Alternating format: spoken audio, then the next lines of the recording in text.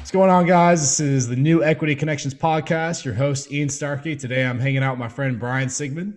We're gonna be talking some real estate, talking some shop, and yeah. Brian, you want to say hi to the people watching? Hey, what's up, guys? Brian Sigmon here. I own a real estate investment company that invests in residential assets. We own a 40-unit complex as well in Texas, but we do a lot of wholetailing, flipping in the state of South Carolina. We're just dabbling in Tennessee right now. Um, do anywhere from like 10 to 12 deals a month in South Carolina. So it's me and now we're up to 5 employees, including me. So No shit. I don't know. I was thinking focus on one thing. So it's definitely going to be in real estate, but I think, I really appreciate you have me on this platform. I really do. No sarcasm there. I mean, dude, the opportunity in the education space right now, I think in general, because like what you're doing is super brave, like no one has the balls to just start a podcast and just get it. I'm serious, man. No one has it as the balls to like get it going because we all have so much knowledge, but like no one wants to be that guy, right? So Yeah, and my goal, not to cut you off, and I really appreciate that. Thank you. And yeah, my goal for this, I'm not sure kind of what route I want to go down long term. Right now my huge focus is just to buy units. Today, what is this month? May 12th of 2021. Right now, my focus is just to buy doors. Right now we currently have, my company has about 235 doors, 235 units under contract. So once those close, look to add more, look to build the company up, make some more hires, kind of like you're doing. yeah, And yeah, I mean the podcast, it's really it's kind of to build a personal brand. To be completely honest, I mean it's like the goal of doing this business and raising money, buying more properties, having opportunities to more properties is really relationships. right. Relationships are huge, and that's kind of the point of a podcast, is so people can kind of get to know me before they even know me, before they even shake my Yeah. hand, and they Yeah. can decide, hey, I like this guy, he's cool. Or they can say, I never want to do business with this guy, I hate his face. so so Yeah. yeah. Um, And I think in either case you'll be fine, right? You'll get way more people that like you, I think. mhm. But Yeah. yeah, I mean, it's just opening up. Like so many people are so scared. Like I just paid, dude. It was so cheap. Well, cheap is relative, but like I made like just 6 videos today. The guy like took all these thumbnail shots of me. He's gonna splice it up into Instagram. So kind of going hard on that right now, just to Mhm. build the brand as well. But dude, it was like for 2 hours just of the shooting, not of the like getting the shots was 2 hours and the video recording, filming, but the editing itself will probably be another two, maybe at least an hour and a half too. And it was $500, and I probably could have gotten even cheaper had I like had a setup like yours, like a mic and a proper camera and a green screen. But like, dude, those videos are gonna get so much attention. It's just gonna build a momentum. Mhm. I mean, that's good. Is so right now, you have a really good business as it is right now. I mean, you flip homes, you wholesale, you also own apartments. To those who aren't watching, it sounds like you're like an octopus with your tentacles everywhere. But really, it just goes to show, and it speaks volume about Brian's business, and it shows that you have a great acquisitions Yeah, model and operation, to where it's like you're turning through so many deals that okay, you get a lead, this lead works in this bucket, so you close them right. on that. This lead works in that, this lead works, so yeah. Yeah, yeah. And I mean, like, it's still all real estate, even though it's like they just complement themselves well. And it's like, well, if I'm gonna talk about it and do this, I might as well monetize it. That's like kind of Mhm. like the brand arm of it is. But then the residential side, I mean, that those are all transactional, right? And I mean, that's both in the residential and the commercial, all the same skill set and acquisitions. And then the commercial is obviously a buy and hold. But um, Yeah, I mean, once you have, I mean, all it is the acquisitions, and then figuring out the exit strategy you want to go with, and then dispositioning it that way. Obviously, like title issues pop up, sellers back out, buyers back out, things happen. But like at the end of the day, it's a simple business of acquisitions and dispositions. So Exactly.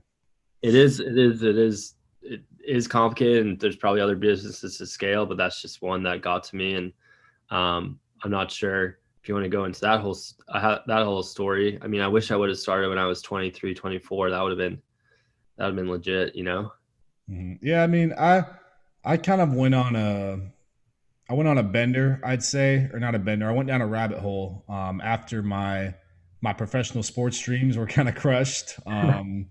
You're the I was kicker. playing Division III football for a You're the school that no kicker. one ever heard of in the middle of Chicago, and I'm just like, I remember one day just walking out to practice. This is when I was injured. So I actually my second year there, I was supposed to, really have a breakout year, start doing a lot of things for the team, but I actually got tendonitis in my shoulder and tendonitis in my wrist, which for those of you who don't know, tendonitis just sucks. It's like nothing's broken, nothing's sprained, but it just hurts and you Yeah. just got to deal with it. So I remember just one day walking out to practice and I was just like, this sucks. Like, this sucks. I don't want to be here. I actually quit that week. And after I quit football, I was like, all right, how am I going to make money? And went down all these different routes and ended up on a financial advisory, asset management, managing people's retirement accounts, that mainly not so much investment accounts, but retirement accounts. So I just, that's all I knew. I was like, okay, this seems solid. And I just remember getting stood up by every big player I knew, which all happened to be real estate guys, Yeah. developers, investors, what have you. And I remember sitting down with this guy one time and him just showing me his operation. And he showed me this house he flipped. He made like 100 grand in like 3 weeks. He basically wholetailed it. He Yeah. bought it, painted it, put it right back on the market in Austin, and it sold like that. And I was like, I mean, I was 22 at the time, or 20. No, I Yeah. was 21 at the time, and I was just like, I've never seen this much money. And this guy just Yeah. showed me a check for that, and I was like, whoa. So that moment was when I decided to go to this side of the coin, and then to get into the commercial side, the apartment side, was actually watching Grant Cardone videos. I stumbled Yeah. upon some Grant Cardone video of him, like, doing his thing, like, hey, I'm buying real estate, look at this apartment. And I'm like, this guy's a goof. But I mean, you run the numbers and you're like, man, these things make sense. Yeah. He has a very interesting model. Yeah, he does. What brought you to this side, Brian? I mean, what made you Um, want to do this? so yeah, so I mean, I wasn't despite what you may think from knowing me or my physique, I wasn't a D3 athlete, but I like worked for like a couple Fortune 500 companies, and Show me then those like guns. like Ah! ways of the beast. No, but then then I worked for Boeing. I worked for this company called Mhm. Eaton, and it was just they both like it's just like I like my hat goes off to anyone that can work 40 years in a company, because that's much more difficult than entrepreneurship in my opinion. Like Mhm. you have to really like I don't even yeah I don't even want to go down there, but like you have to kind of change your mentality and mindset.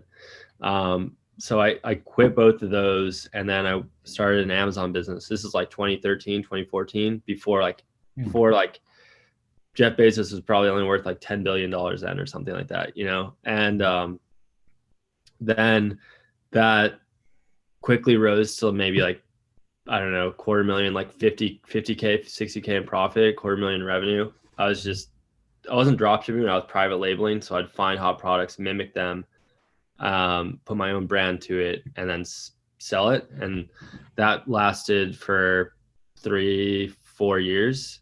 And then started listening to Bigger Pockets. I actually had a warehouse. I was like packaging goods for Q4. That's when Amazon would always go off.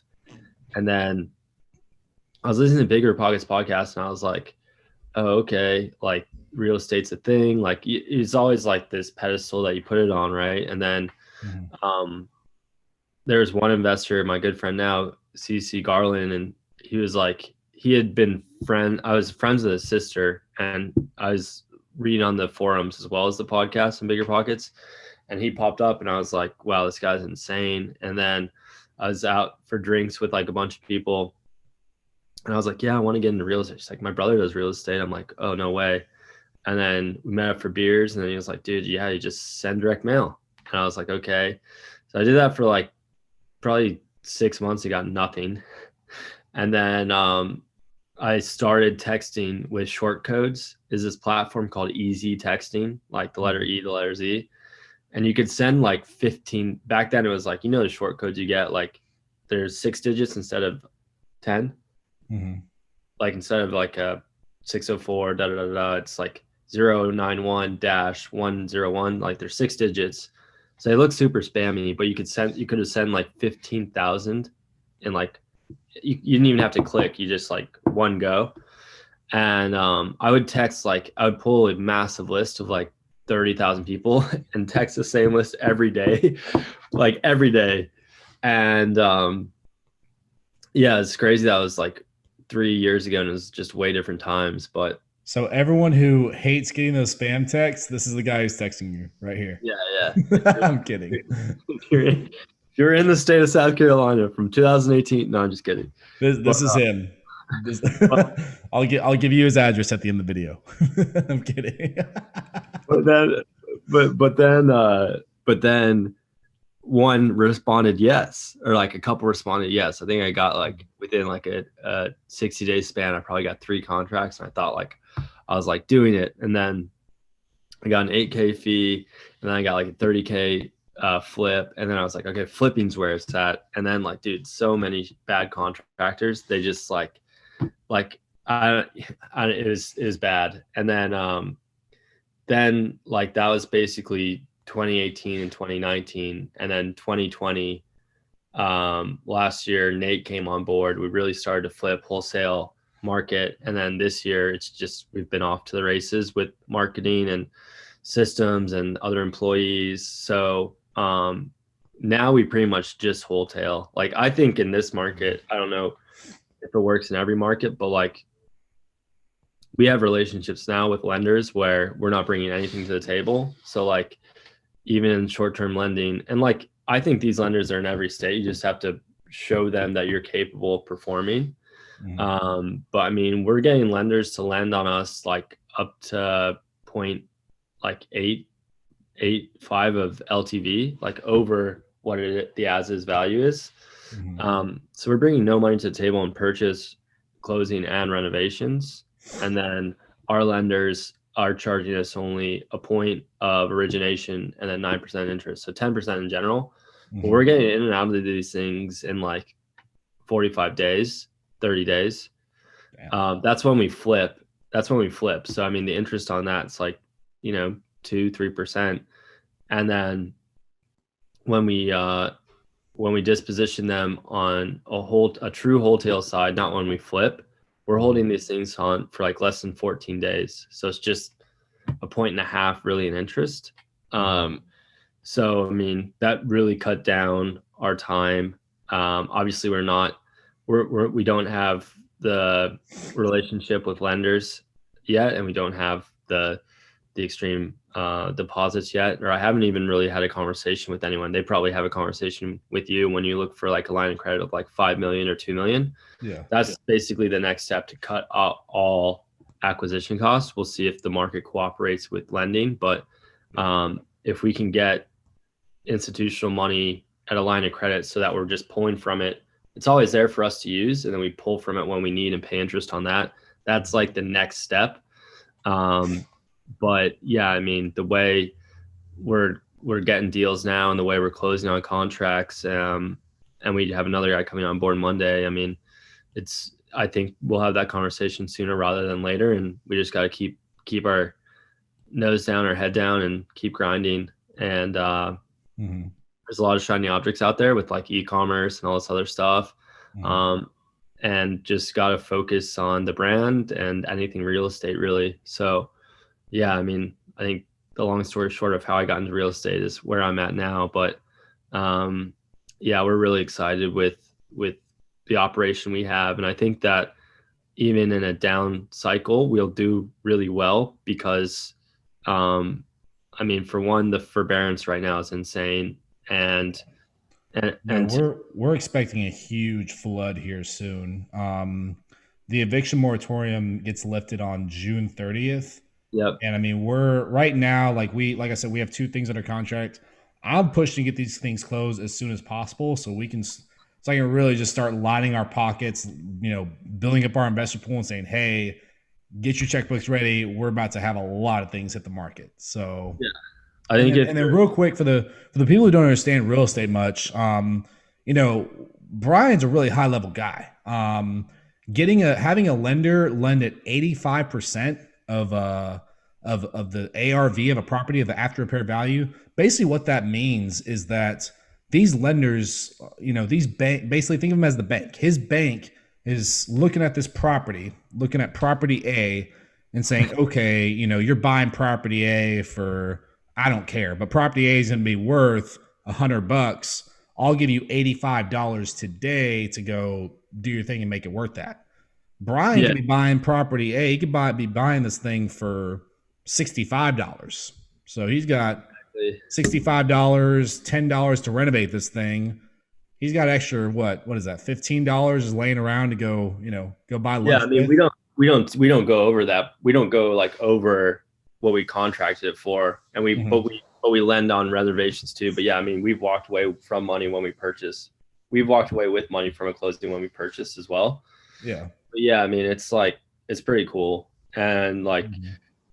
people are reaching out to us now for like, um, they're hard money lenders, but they're giving really favorable terms. But yeah, Yeah. I mean, they wouldn't be doing that if the track record didn't speak for itself. And we're you know we're we're only performing more on under the nose. We've never defaulted, knock on wood, never will. But yeah, I mean, who knows how they'll land in downturns, but um, real estate's the slowest moving ship of them all, Mhm. and it's still going to get bad. I think it's not a matter of if, it's a when, and just stay liquid, stay in liquid assets that you can get in and out of. I wouldn't do any new builds. Well, that the cost of material alone, but I wouldn't be getting into any new builds right now or anything with you. I mean, people have been saying this since I've been doing it in 2018. Like, oh, this is a top. This is the top. And like I obviously was like 18. You're probably like what, like 10. In the last recession, I people in the last like in the last recession, people were, how a lot of people got in trouble was there everything was so speculative. Like Mhm. people were closing on properties, then relisting them 6 months later because of appreciation. Like they were forcing appreciation. One, they were speculative on the appreciation. Two, the appreciation was happening with no value add. So it's like a double-edged sword. But um, you're starting to see that now, and it's like, oh, this is what people are talking about in like 20 like 18, that was happening in like 20 like 2006, and you're like, okay, like I'm not going to get into anything super speculative. Mhm. That's what's kind of scary when like I see a lot of people acquiring a ton of multifamily with refis. Like who knows what that after repaired value would be if Mhm. you're like putting investors pool money in there. Like that's something that I'm like a little concerned about, with people getting like super excited and acquiring a lot of, because like we're in rooms with them of people that have this insane skill set of acquiring properties for a fraction of the cost, but in most cases they're extreme value add properties, right? So it's like, Well, yeah, and that's the thing is, it's fun to talk about it. It's fun to put it on your Excel calculator and run it, and all the yeah, numbers, work out. But just to be real, yeah, there's a lot of guys who get in this business doing exactly what you and I do and lose their fucking ass. I mean, yeah, seriously, like I've looked at a lot of portfolios. I've looked at a lot of properties in Houston where these syndicators are losing anywhere from 100 grand to $1 million on a single property. I yeah, mean, they bought it for market. they Yep. speculated that the cap rate, which is basically the net operating income divided by their purchase price, is going to keep getting smaller. So the values keep going to keep growing, and they're going to look like Yep. heroes.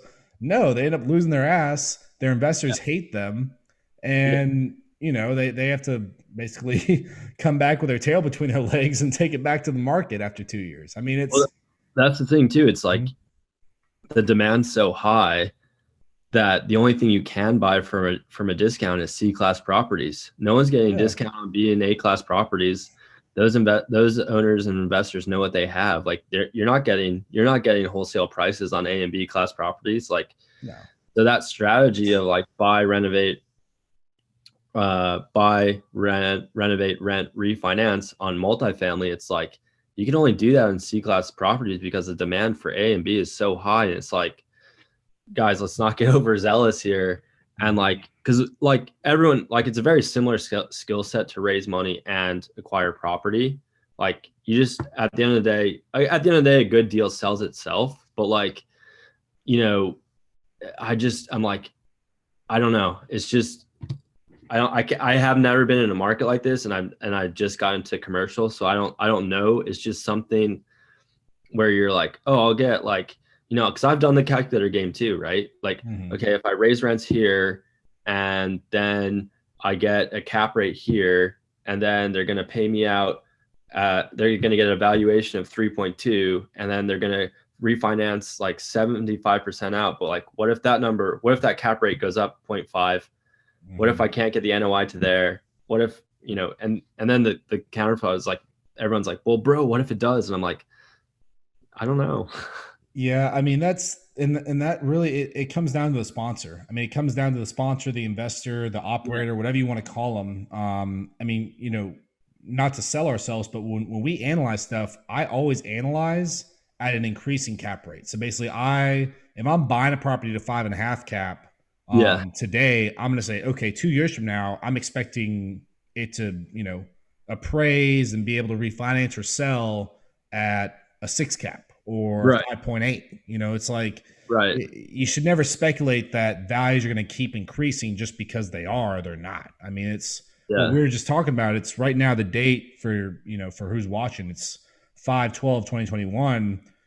We could be having a conversation 2 months from now and we're like, man, this is the Wild West Yeah. because Yeah. people are just fire sailing. It's Yeah. I insane. don't know. I mean, yeah, I mean, um, yeah, I mean, I joined another group and there's a guy on a call like last week talking about inflation, and that shit's real. I don't know if anyone truly knows what that is, but I mean, basically, it's the price of good. It's basically like what you could have bought this pen for $2, uh, last month, and then this month now you have to pay $4 for the same pen. So the value of money is like going down, and when that happens, Mm-hmm.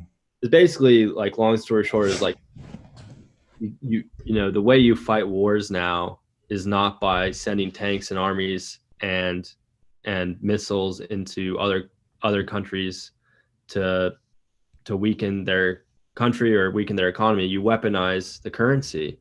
So Mm-hmm. if the dollar weakens, so now like that dollar goes much more farther, and those people can consume a lot more. It does a lot more for their company. It postures them up in a global setting. So, but you can weaponize the dollar, and if you have a weakening dollar, the only way to make it stronger is to cause a recession, basically. And Mm-hmm.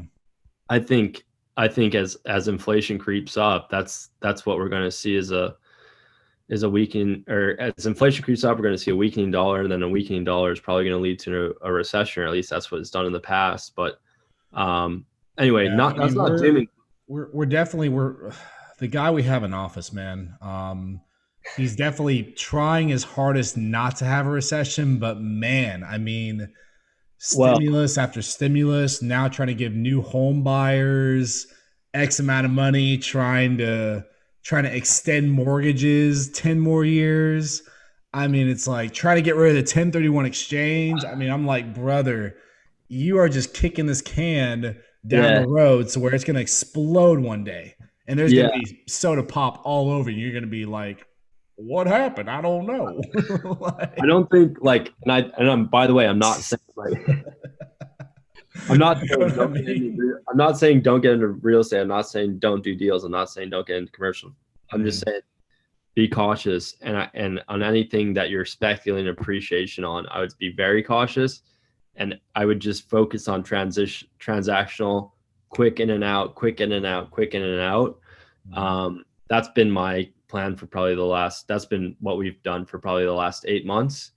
Mhm. Um, and yeah, we're just kind of stacking a little war chest and um, seeing what's going to happen. But I want to be super transactional right now and Mhm. not get overzealous with all the knowledge and all the. It's like, dude, like multifamily is going to be there, and if you can make money and you can make money in any market, you can always find deals at any time. Like, Yeah. just make sure you're making the right decisions is all I'm saying in any deal you do. And I just love residential quick turns, making quick money on that. So No, and I definitely I agree with your philosophy, man. It's like right now is a time to stay liquid, stack your cash, yeah, and be ready. Be ready for the doom, or be ready for nothing, and just have a bunch of money sitting around. I mean, it's like you know the value of the dollar. There's been a lot of dollars printed out lately, which has caused me a lot of concern. I put a lot of my savings and money into yeah, cryptocurrency, dude, just nice. because. Yeah, dude. I mean, um, I follow one of my friends manages a crypto fund who has just been absolutely crushing it. Really, And man, yeah, dude. Last year they did 300%. jeez, 300%. I mean, they literally they would. I mean, they put most of their holdings into Bitcoin, which everyone knows Bitcoin, and yeah, then they would just bet on these smaller. They're called altcoins, like alternative yeah, coins, like yeah, yeah, Doge. Whatever. There's 1,000 of them. There's yeah, yeah. actually 100,000 of them, but yeah, no. I mean, it's just because the dollar is they're printing so much dollar, like you said. It's just 35%, 35% of all the supply was printed in the last like year. I know that's insane. Like that's really alarming. Sorry, I spilled a little bit of water. Talk about liquidity. Yeah. Yeah, no, I mean, um, but dude, but it doesn't have to be. It doesn't have to cause you anxiety. It doesn't have to work you up. Like, dude, you just stay short term. Don't be speculative. Just mhm. keep making money and don't get into anything super long, and then you're good. Like, Yeah, just it's don't not. over leverage. Don't over Yeah, leverage don't over yourself. leverage. Be super Mhm. conservative on your numbers. You'll be fine. Like, you know, look at like anyone that we look up to or draw inspiration from. How many recessions have they been into? If you know anyone successful in their 40s, they've been through at least two and a half. You could say three. Um, so like, just keep your head down. Don't listen to the noise. Stay in and out of deals. Don't pad numbers too high. Don't be super speculative, and I think you'll be fine. So I mean, I want to be super optimistic around this time, right? You'd be greedy when others are fearful, and fearful when others are greedy. And people have been saying this for 2 to 3 years, but it's just with everything going on, I think it's just a combination of things. But The I don't end know. is near. I think it's super exciting. So I think it's super exciting. I mean, Mhm. I don't know about you, but I just like I'm pretty stoked to wake up and get at it. And there's a lot of opportunity right now. Everyone's lending on anything, and if you play your cards right, I think billionaires are made in recessions, millionaires are made in bull markets. So Mhm. you gotta be greedy when it's down. Yeah, and let's if we can we peel back the curtains a little bit on your operation? You have Yeah, Nate's your partner. yeah. So Nate is the COO. So like, and I talk about this. I don't know when it comes out. I was just on a podcast with Nate and Danny in Spokane. So like 2020 2020, I posted an ad on Facebook in like the beginning. It was like, I think it was December of 2019. I was like, Mhm. hey, looking for an acquisitions manager, let me know. And I basically was just going to closings and like working on houses, and I wasn't able to acquire properties or be an acquisitions person. So like hired on Nate. And I was like, I had a pad and paper of like just all the deals I was doing, didn't have a CRM, didn't have anything. This is about like 14 months ago, so Mm-hmm. pretty recent. And then he came on board and we put a lot of systems in place. And then at the end of this year, we got an assistant. She didn't work out. We got another assistant. She didn't work out. So we're hiring a VA to do the assistant. But Mm-hmm. yeah, we just hired another guy.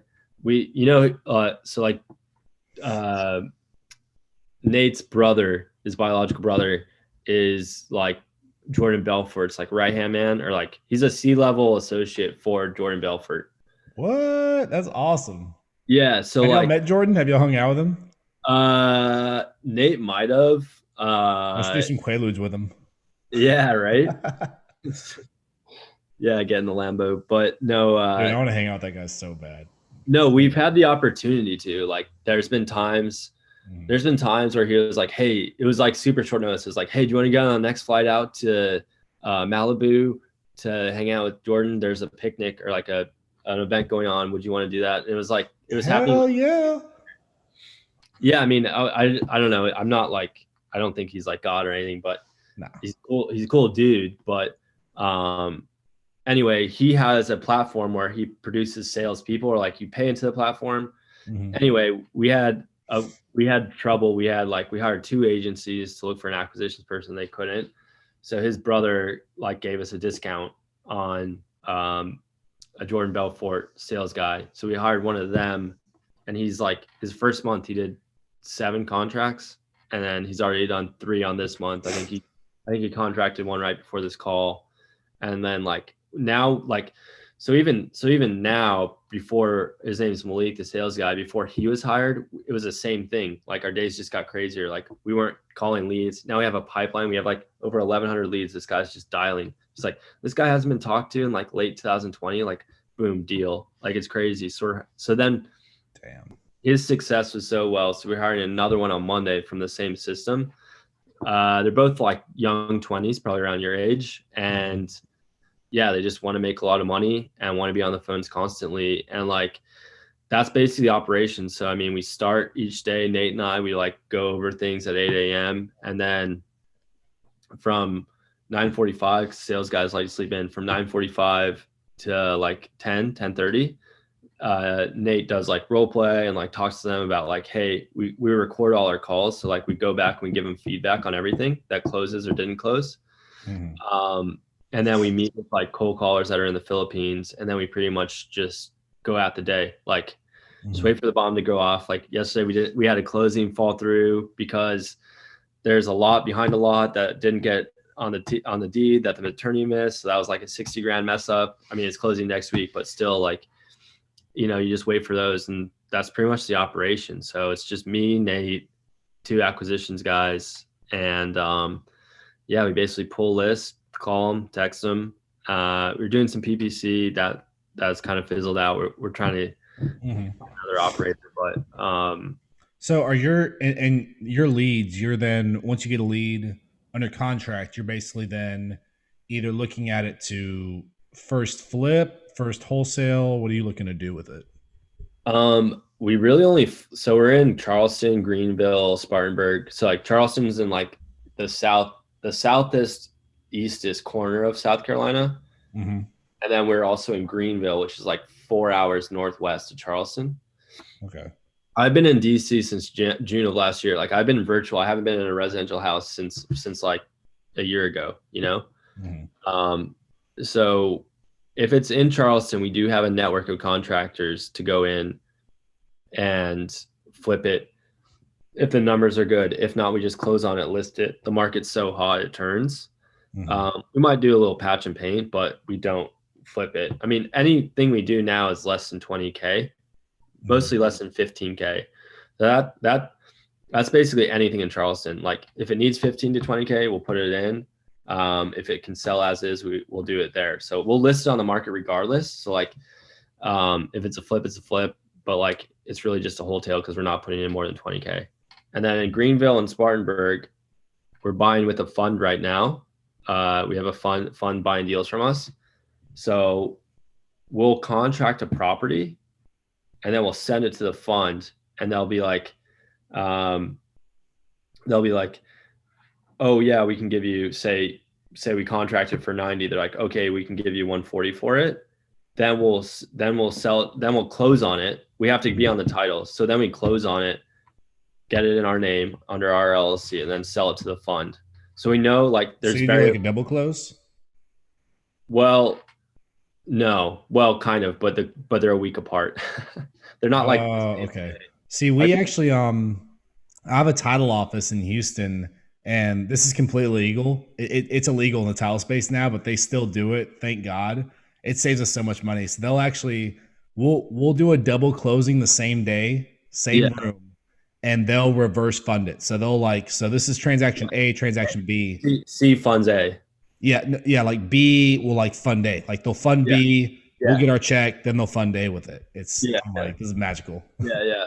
I think that might be a gray area. I'm not sure that that's legal. Oh, 100%. I mean, it's a dark shade of gray. I mean, it's we talk about the white and the black and the gray. This is like I mean, Yeah, we don't. I mean, the only thing it costs us is like a point of interest. I mean, it costs us mhm. probably like, I guess on every closing, it does probably cost us like $1,500. Yeah, yeah. The Wild West.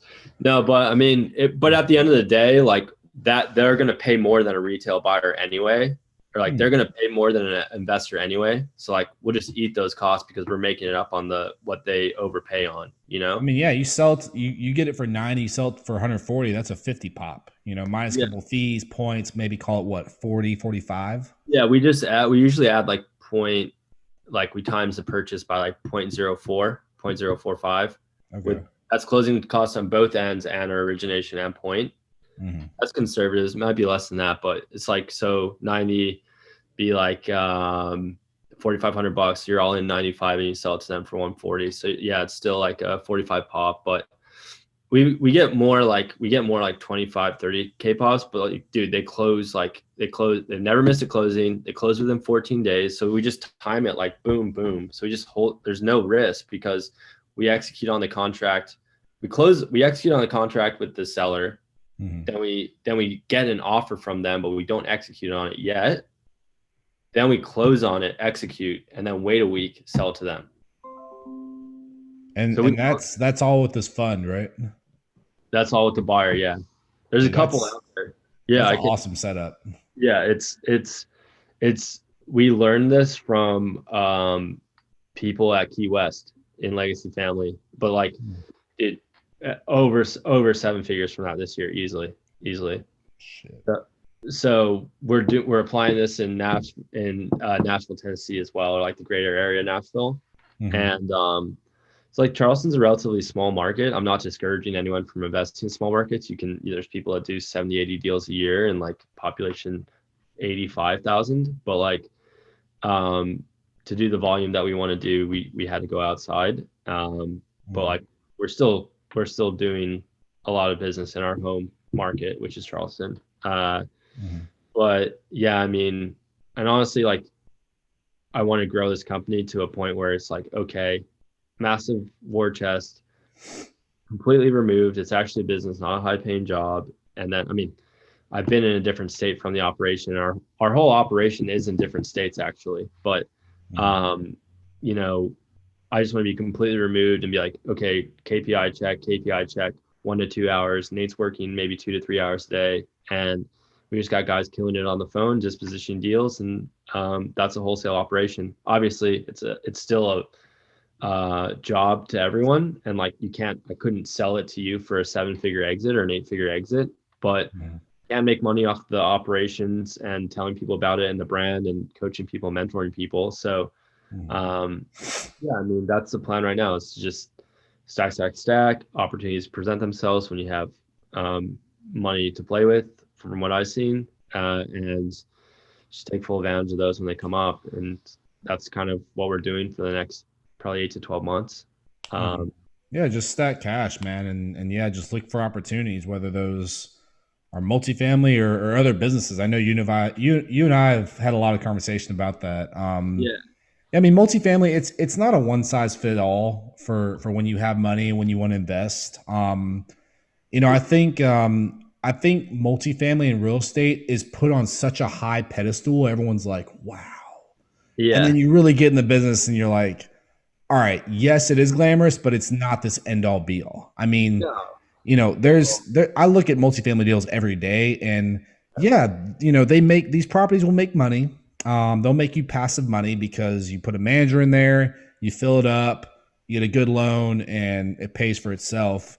But I mean, there's other businesses where your profit margin is a lot higher. I Well, mean, dude, imagine like, say you were actually operating it, and like whether you operate it remote or not, it just that's a whole different headache. But like, say you were to do a value add product of what you have under contract, 130 units. If you put that same energy into growing the Ian Starkey brand, like, dude, it'd be a multi-million-dollar brand. If you put like 40, 60-hour weeks into like producing content, like heavy hitting stuff, like all this stuff, like, dude, that's a residual, not passive because you have to do the work, but like that's a residual thing that's going to pay you, like, the standard operating processes of a real estate transaction. That's just not going to change drastically over like a 5 to 10 year period. It's like you do it once and that's going to pay you for a while. It's like, what, why am I going to kill myself in another state that I have 20 to 30% equity in? Again, I'm not saying I own multifamily. I like multifamily. It's a skill set that I'll always have, and I'll know how to analyze a multifamily deal. But like, why not invest that in something else, grow it, use the money from that to get an A, B class property or something like that? It's just what I've been kicking around, and like I'm just seeing where my money's being made and where I can make other money. And yeah, not to go off on tangent, but no, yeah, I mean, and I agree. You know, just buying a property in the middle of nowhere because it's really cheap. Um, I, I lost my ass doing that. I yeah, lost 80 grand doing that, and I'll make yeah. a whole podcast of me just telling that story. But and you know the story. Don't spoil it, I but know. Well, yeah. I mean, dude, you're just the one that wants to tell it, dude. You know how many people have that story? It's happened to me too. oh yeah, I mean it's just multifamily, and it's like you know when you're buying apartment complexes, you're buying a place that people are going to rent and want to live at. So it's like, okay, where do people want to live? Number one, okay, go there. Yeah, Now, why would they want to live at your property? If you can't, if it's super cheap, if the seller's selling it for super cheap, there's probably a reason.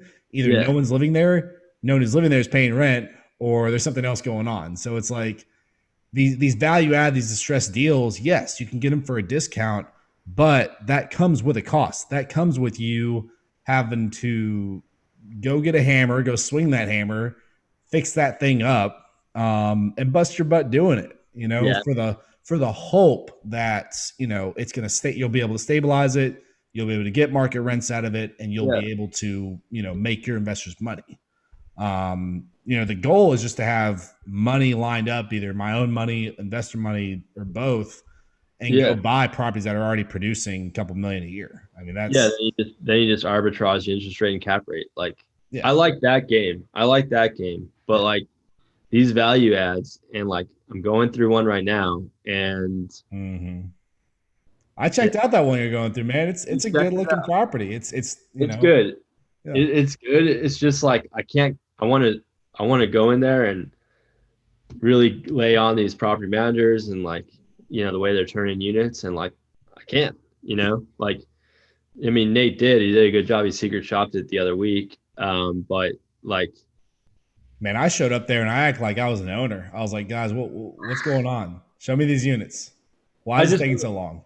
yeah, I just want something like 30 minutes away from me. I think that makes the most sense. Yeah. If you're going to take on a value add, it's like if it's really out of your range, then then a really good property manager must be in place. And I've looked and I'm still looking, and they're very hard to find. I'm not saying this can't be done. I'm not discouraging anyone. I'm just saying Mhm. it's um it's something. Yeah, and to follow that, you bought a property out of state out of your market, out of your, way out from where you're at. And there's nothing wrong with that. It's awesome that you bought, it's awesome that you closed.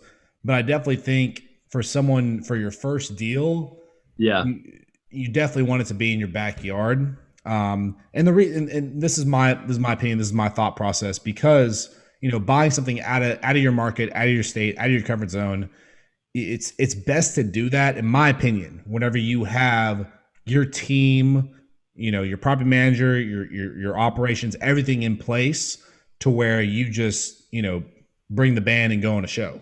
Right. Like you hit Right. the road and you're like, all right, we build boxes. We're gonna go build boxes in this state. We I rent units. It's like you have I your operation already moving, so you just move the engine over here. mhm. So you I know, agree.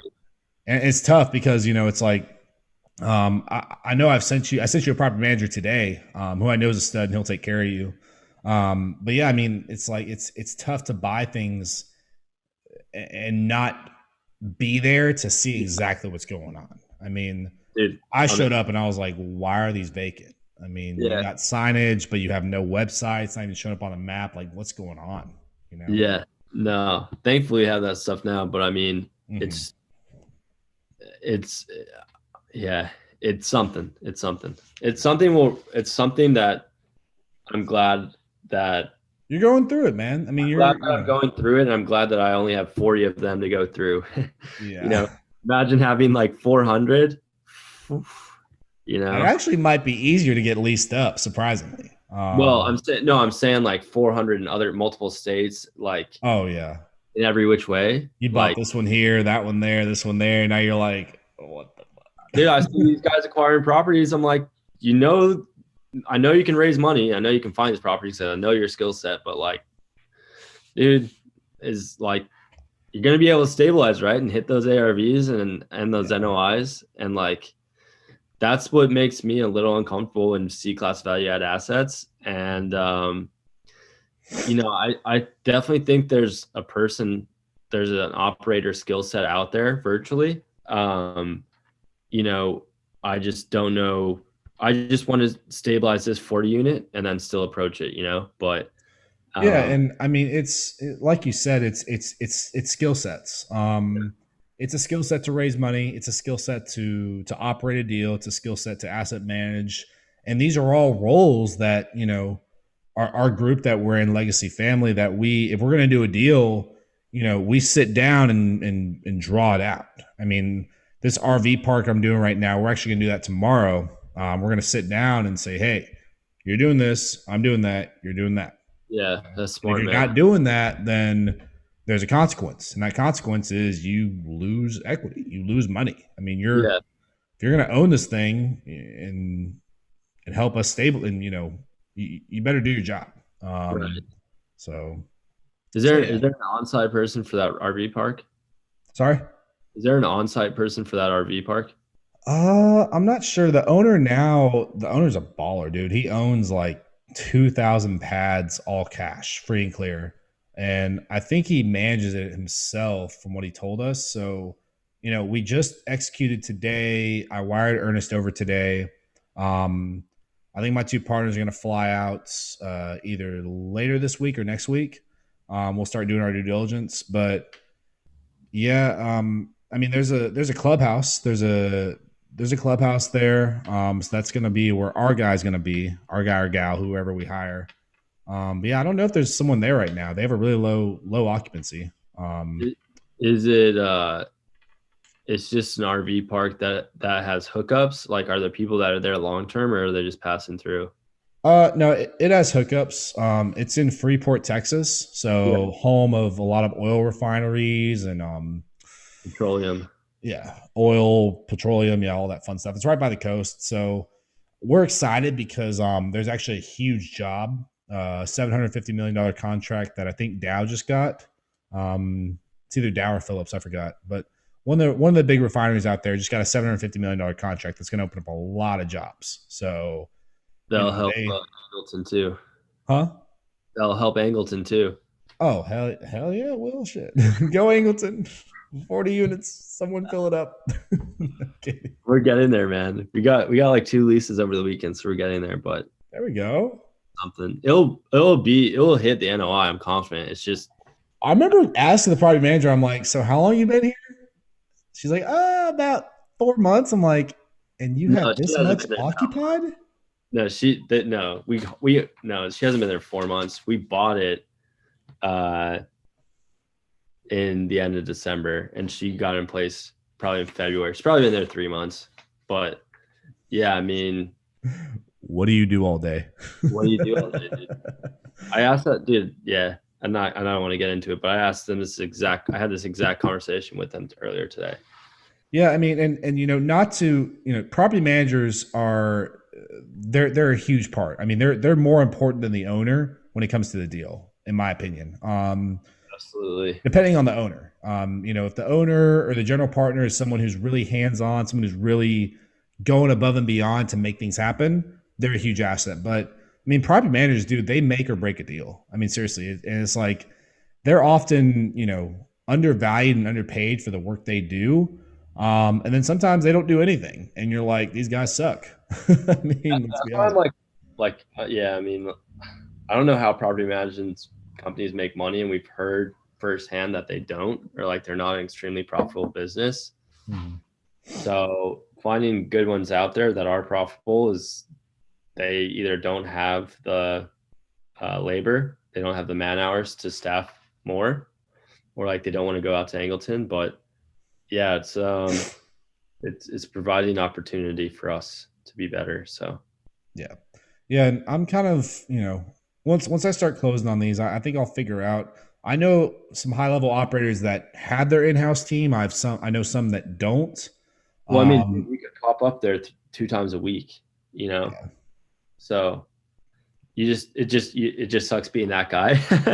Yeah. But like you could still pop in there, and like if I was there, that would be me. Like, and Yeah. I'd be okay with it, and I'd bang some heads around. But like if you're there, it's a completely different ball game, you know. Mhm. No, yeah. So, And I mean, it's definitely, you should have a pulse on the property you own. yeah, Whether that's physical or checking in weekly through phone calls, Zoom calls. I mean, you got to know what's going on. That's your asset. That's your business. yeah, Even though you hire someone to run your business, which is the property manager, you could pay someone an hourly salary to go sit in a store, and then customers come in, they're just like on their phone, fixing their nails. Like, no, I mean, I'm yeah, paying you, go talk to these people. So yeah, yeah, it's a business, and you gotta make sure your business and your baby's going well and growing. You know, yeah, yeah, yeah, man. what would you to for someone that's looking at starting their entrepreneurial journey? What kind of advice would you give them?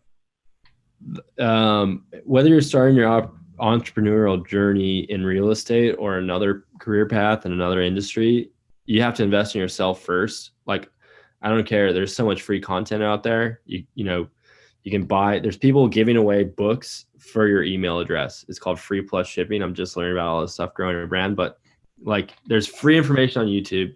All the stuff you get in courses is free as well. They just package it neatly. There's some little hacks in there for sure. I'm definitely going to give away those of mine. But like, you know, I was thinking about this today. I was like, the only way to grow truly and get a lot of attention to where you can then convert them to customers when you're educating them is you provide a ton of free value till you become that authority in that space or authority to them and being like, I need to invest in this guy. He just made me money and by telling me how to do direct mail, da da da da. I need to see how he does cold calling. I need to see how he does SMS, da da da da. So like a lot of the powerful stuff you can get for free. So definitely invest in yourself. I don't care if it's a free book plus shipping, an ebook, YouTube, um, books for $9.97 on Amazon. Um, Pay for a course, $297 course. You can get a boatload of information from a lot of different influencers. How do you know they're legit? Do your own due diligence. Follow them on social for a good while before you invest several thousands of dollars with them.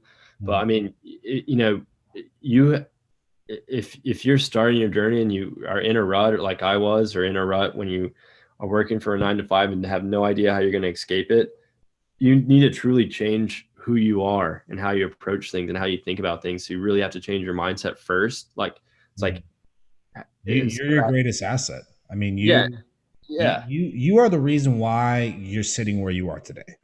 You know, for exactly. you directly, Brian and me. I mean, my actions, my thoughts, are the reason why I'm here. You know, Yep. and that's going to be the same thing for someone who has $1 billion in their pocket or has $2 in their pocket. Their actions and their thoughts and the things they do on a daily basis create your reality. So Yeah. And if you're not where you are, that's your fault too, right? yeah, exactly. I mean, Yeah. you're your biggest asset. You know, it's like investing in courses, you know, starting LLCs or, you know, just taking, I mean, it's like you got to invest. You got to know what you're doing, invest in yourself, change your mindset, change your thinking. I mean, it's like, it's funny because I'm outgrowing a lot of people I grew up with just because we think differently, you know, and Yeah. a lot of entrepreneurs, they notice this when they first start their journey or farther down their journey is like, it's just tough to relate to a lot of people because Oh, dude. you just think different, you know?